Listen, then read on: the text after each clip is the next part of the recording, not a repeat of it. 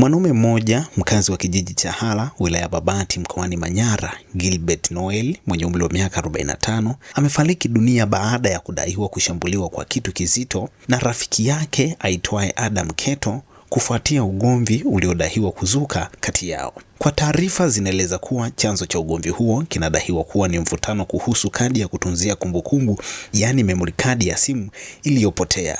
Inadaiwa kuwa ugomvi huo uliongezeka na kusababisha mtuhumiwa kumshambulia marehemu kwa kutumia kitu kizito, hatua iliyosababisha majeraha makubwa yaliyopelekea kifo chake. Hapa mahali tulipo mtu kupigwa na kuuawa, na huyo aliyempiga anaitwa Adam Keto.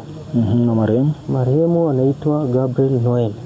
Mimi nilipigiwa simu na mwenye nyumba. Baada ya kupigiwa simu nikakimbia na kuwahi kwenye eneo la tukio. Ndipo nilipofika nikakuta marehemu yupo chini na mtuhumiwa hayupo, amekimbia.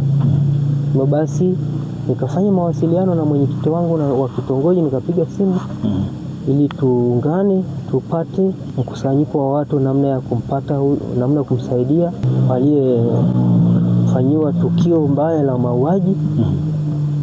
Basi baada ya hapo simu ikapigwa polisi. Baada ya kukubaliana simu ilipigwa polisi wakaja wakafanya uchunguzi na kuwahoji baadhi ya watu na kuondoka na taarifa zao na kumbeba mwili wa marehemu. Baada ya kufika pale na kuuliza chanzo ni nini, waliosikia ambao waliokuwa nao kama marafiki kuwauliza, wakasema walikuwa wanagombania memory ya simu na simu, kwamba simu ilipotea, wakawa wanagombania simu hiyo. Hivyo basi ndo ikachukulia ugomvi wao na kuleta haya maafa. Walikuwa wanakutania kuhusu simu, hususan memory card walikuwa wameweka kwenye redio. Memory card ile, baada ya memory card kuna simu ambayo ilikuwa inaonekana haionekani. Pia alimuoa mwenzake alikuwa anatafuta simu. Katika hali ya kuuliza basi hajajua ni nani aliyechukua hiyo simu. Basi baadaye ndo akanyanyua mti mkubwa na kumpiga yule kijana anayeitwa, ni baba mtu mzima, mtu wa mwaka 1980. Kwa hiyo ana umri mkubwa, sio mtoto mdogo. Kwa hiyo alinyanyua mti ule na kumpiga. Aliyepigwa hajalewa.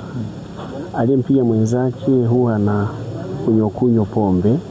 Na kwa jana pia alikuwa nadai alikuwa amechangamka, amelewa kidogo. Naitwa Justin Bura. Mimi ni ndugu wa marehemu ambaye ni binamu yangu huyu aliyefariki. Kwenye harakati za upelelezi tulipata taarifa kutoka kwa majirani, maana alipita asubuhi hapo akiwa ameshikilia mfuko mkononi akikimbia kuelekea msituni.